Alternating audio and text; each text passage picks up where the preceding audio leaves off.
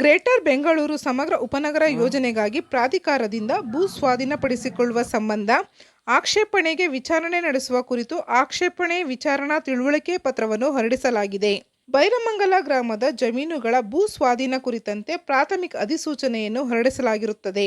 ಈ ಕುರಿತಂತೆ ದಿನಾಂಕ 13/3/25ರಂದು ವಿಶೇಷ ರಾಜ್ಯಪತ್ರ ಸಂಖ್ಯೆ 148ರಲ್ಲಿ ಹಾಗೂ ದಿನಾಂಕ 26/3/25ರಂದು ಸ್ಥಳೀಯ ದಿನಪತ್ರಿಕೆಗಳಲ್ಲಿ ಸದರಿ ಅಧಿಸೂಚನೆಯನ್ನು ಪ್ರಕಟಿಸಲಾಗಿರುತ್ತದೆ. ಸದರಿ ಭೂ ಸ್ವಾಧೀನ ಅಧಿಸೂಚನೆಗೆ ಸಂಬಂಧಿಸಿದಂತೆ ದಿನಾಂಕ 27/3/25ರಂದು ಗ್ರಾಮಸ್ಥರು ಕಚೇರಿಗೆ ಆಕ್ಷೇಪಣೆ ಅರ್ಜಿ ಸಲ್ಲಿಸಿದ್ದು, ಸದರಿ ಆಕ್ಷೇಪಣೆಗೆ ಸಂಬಂಧಿಸಿದಂತೆ ಕರ್ನಾಟಕ ನಗರಾಭಿವೃದ್ಧಿ ಕಾಯ್ದೆ 1987ರ ಕಲಂ 17/5 ಹಾಗೂ 17/6ರಂತೆ ದಿನಾಂಕ 28/5/25ರಂದು ಗ್ರೇಟರ್ ಬೆಂಗಳೂರು ಅಭಿವೃದ್ಧಿ ಪ್ರಾಧಿಕಾರ ಕಚೇರಿಯಿಂದ ವಿಶೇಷ ಭೂ ಸ್ವಾಧೀನಾಧಿಕಾರಿ 1 ರವರ ನ್ಯಾಯಾಲಯ ನಡೆಸಲಾಗುತ್ತಿದ್ದು, ಆಕ್ಷೇಪಣೆಗೆ ಅರ್ಜಿ ಸಲ್ಲಿಸುವವರು ಖುದ್ದಾಗಿ ಅಥವಾ ತಮ್ಮ ವಕೀಲರ ಮೂಲಕ ಅಗತ್ಯ ದಾಖಲೆಗಳ ಮೂಲಕ ವಿಚಾರಣೆಗೆ ಹಾಜರಾಗಲು ತಿಳಿಸುತ್ತಾರೆ. ಆಗದಿದ್ದಲ್ಲಿ ತಮ್ಮ ಹೇಳಿಕೆ ಏನೂ ಇಲ್ಲವೆಂದು ಭಾವಿಸಿ ರೀತಿಯ ಭೂ ಸ್ವಾಧೀನ ಪ್ರಕ್ರಿಯೆ ಮುಂದುವರಿಸಲು ತಿಳಿಸಿದ್ದಾರೆ. ಇದರಿಂದ ಆಕ್ರೋಶಗೊಂಡಿರುವ ರೈತರು, ನಾವು ನಮ್ಮ ಭೂಮಿ ಕೊಡುವುದಿಲ್ಲ, ಎಷ್ಟೇ ಹಣ ನೀಡಿದರೂ ನಾವು ನಮ್ಮ ಭೂಮಿ ನೀಡುವುದಿಲ್ಲ, ನಮ್ಮ ಜೀವನ ಮತ್ತು ನಮ್ಮ ಮಕ್ಕಳ ಜೀವನ ಇದೇ ಭೂಮಿಯಿಂದ ನಡೆಯುತ್ತದೆ, ಏನೇ ಆದರೂ ನಾವು ನಮ್ಮ ಭೂಮಿಯನ್ನು ಮಾತ್ರ ಬಿಡುವುದಿಲ್ಲ ಎಂದು ಅವರ ನಿಲುವನ್ನು ತಿಳಿಸಿದರು. ಈಗ ನಮ್ಮ ಸ್ನೇಹಿತರು ಹೇಳ್ದಂಗೆ ಅವ್ರು ಏನ್ ಮಾಡ್ತಾ ಇದಾರೆ ಅಂದ್ರೆ 25 ಜನ ಒಂದೊಂದು ಕರೀತಾ ಇದಾರಂತೆ. 25 ಜನ ಕರೆದಿ ಮಾತಾಡುವಂತ ಅವಶ್ಯಕತೆ ಏನಿದೆ ಅಧಿಕಾರಿಗಳಿಗೆ? ಅದೊಂದು ಕೇಳ್ತೀನಿ. ನಾವು 2 ಪಂಚಾಯತಿ ರೈತರುಗಳು ಒಗ್ಗಟ್ಟಾಗಿ ಬರ್ತೀವಿ. 2 ಪಂಚಾಯತಿ ರೈತರುಗಳ ಮುಂದೆನೆ ಮಾತಾಡ್ಲಿ, ಅವ್ರು ಏನೇ ಮಾತಾಡೋದಿದ್ರು. 25 ಜನ ಕರೆದು ರೂಮಲ್ಲಿ ಸೇರ್ಸ್ಕೊಂಡು ಮಾತಾಡುವಂತ ಅವಶ್ಯಕತೆ ಇಲ್ಲಿ ಯಾರ ರೈತರಿಗೂ ಇಲ್ಲ. ಅದೊಂದು ಹೇಳಿದ್ದಾರೆ. ರೈತರುಗಳು ಬಂದಿಲ್ಲ ಅಂದ್ರೆ ರೈತರಿಗೆ ಒಪ್ಪಿಗೆ ಅಂತೆ. ರೈತರುಗಳು ಅವ್ರು ಕರೆದಾಗ ಹೋಗಿಲ್ಲ ಅಂದ್ರೆ ರೈತರುಗಳು ಒಪ್ಪಿಗೆ ಅಂತ ಹೇಳಿ ನಾವು ಅಕ್ವೇಷನ್ ಮಾಡ್ತೀವಿ ಅಂತ ಬೇರೆ ಒಂದು ಹೇಳಿದ್ದಾರೆ. ಅದ್ ಹೆಂಗ್ ಮಾಡ್ಬಿಡ್ತಾರೆ ಸರ್ ಅವರು? 2 ಪಂಚಾಯತಿ ಜನ ಕರೆದು ಮಾತಾಡ್ಲಿ, ಆಮೇಲೆ ಅವ್ರು ಏನ್ ಬೇಕಾದ್ರೂ ಮಾಡ್ಲಿ. ಅವರು ಈ ದೌರ್ಜನ್ಯದಿಂದ ರೈತರುಗಳಿಗೆ ಎದುರಿಸಿ ಮಾಡ್ತೀರಿ ಅಂದ್ರೆ ಅದೆಲ್ಲ ಆಗೋದ್ ಕೆಲಸ. ಯಾವುದೇ ಕಾರಣಕ್ಕೂ ನಾವು ಬಿಡಲ್ಲ. ಅನ್ನೋದಾದ್ರೆ ನಾವು ಯಾವುದೇ ಕಾರಣಕ್ಕೂ ಬಿಡೋರಲ್ಲ. ಅಧಿಕಾರಿಗಳಿಗೆ ಎಚ್ಚರಿಸ್ತಾ ಇದೀವಿ. ಅದೇ ಸರ್ 28ನೇ ತಾರೀಕು ಬೈರಮಂಗಲ ಅಂತ ತೋರಿಸಿದಾರೆ ಅಷ್ಟೇ. ಜೊತೆಗೆ ಒಂದೊಂದು ಊರಿಗೆ 25 ಜನ ಬರಕ್ಕೆ ಹೇಳಿದಾರಂತೆ.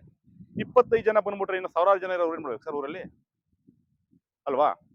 ಈಗ ಪ್ರತಿ ಹಳ್ಳಿಲಿರೋ ಜನಗಳು ಬರ್ಲಿ, 2 ಪಂಚಾಯತ್ ಅವರು ಕರೀಲಿ, ಕರೆದ್ಬಿಟ್ಟು ಅವ್ರು ಏನ್ ಹೇಳ್ತಾರೋ ಹೇಳಿ, ಅವಾಗ ಜನ ಒಪ್ಪಿಗೆ ಕೇಳ್ಬೇಕು. 25 ಜನ ಕರೆಯೋದಂತೆ, ಮಾತಾಡೋದಂತೆ. ಬರ್ಲಿಲ್ಲ ಅಂದ್ರೆ ರೈತರಿಗೆ ಒಪ್ಪಿಗೆ ಇಲ್ಲ ಅಂತ ಹೇಳಿ ನೋಟಿಸ್, ಒಪ್ಪಿಗೆ ಇಲ್ಲ ಅಂತ ಹೇಳಿ ಇವ್ರು ಅಕ್ವೇಷನ್ ಮಾಡ್ತಾರಂತೆ. ಅದೇ ರೈತರಿಗೆ ನಾವು ಮೊನ್ನೆ ಯಾವ ದೌರ್ಜನ್ಯ? ಡಿಸಿ ಮನೆಗೆ ಕೊಡಕ್ಕೆ ಒಂದು ಬೃಹತ್ ಪ್ರತಿಭಟನೆ ಮಾಡಿದ್ವಿ. ಆ ಡಿಸಿ ಮನವಿ ಕೊಟ್ಟ 2 ದಿನಕ್ಕೆ ಎಲ್ಲ ರೈತರು ಕೂಡ ಒಂದು ನೋಟಿಸ್ ಅನ್ನ ಇಶ್ಯೂ ಮಾಡ್ತಾ ಇದ್ದಾರೆ. ಏನಂದ್ರೆ, ನೀವು ಗ್ರೇಟರ್ ಬೆಂಗಳೂರಿಗೆ ಏನು ಅಬ್ಜೆಕ್ಷನ್ ಕೊಟ್ಟಿದ್ದೀರಾ, ಅಬ್ಜೆಕ್ಷನ್ಗೆ ನೀವು ಉತ್ತರ ಕೊಡ್ಬೇಕಾಗ್ತದೆ ಅಂತ ಹೇಳಿ ಖುದ್ದು ನ್ಯಾಯಾಲಯಕ್ಕೆ 28ನೇ ತಾರೀಕು ಹಾಜರಾಗಬೇಕು ಅಂತ ರೈತರುಗಳು ಕರೆದಿದ್ದಾರೆ. ಎಷ್ಟು ಜನ ರೈತರಿಗೂ ಕರೆದಿದ್ದಾರೆ ಅಂತ ಮಾಹಿತಿ ಇಲ್ಲ. ಕೆಲವರು ಕೊಟ್ಟು ನೋಟಿಸ್ ಈಸ್ಕೊಂಡಿರೋರೆಲ್ಲ ನಮಗೆ ಮಾಹಿತಿ ಕೊಡ್ತಾ ಇದ್ದಾರೆ. ಗ್ರೂಪ್ ಕೂಡ ನಮ್ಮ ಸಂಘದ ಗ್ರೂಪ್ ಆಗ್ತಾ ಇದ್ದಾರೆ.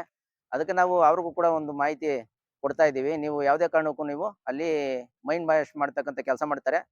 ಹೀಗಾಗಿ ನಾವು ಭೂಮಿ ಬಿಟ್ಟು ನಾವು ಏನು ಬೇಡ. ನಮಗೆ ನೀವು ಎಷ್ಟೇ ದುಡ್ಡು ಕೊಟ್ಟರು, ಎಷ್ಟೇ ಕೋಟಿ ಕೊಟ್ಟರು ನಮಗೆ ದುಡ್ಡು ಬೇಡ.